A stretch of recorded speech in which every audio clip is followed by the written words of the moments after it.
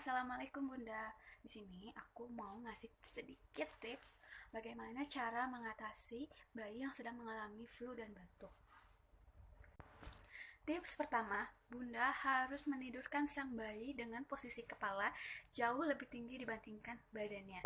Tips kedua, sebisa mungkin Bunda untuk menjemur sang bayi sekitar 5-15 menit untuk area punggung dan dadanya. Untuk tips yang ketiga, Bunda bisa mencampurkan minyak telon 5-7 tetes ke air untuk mandinya sang bayi. Itu fungsinya untuk melegakan pernafasan karena dia mencium aroma saat dia mandi.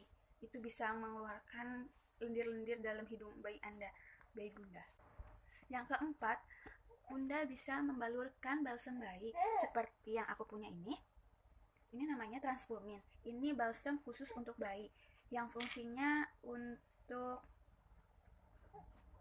bantu meringankan hidung yang tersumbat karena flu dan membantu menghilangkan nyeri di punggung, sakit kepala, sakit perut, dan menghangatkan badan. Biasanya aku balurin ini tuh di area dada, tenggorokan sini, sampai punggungnya.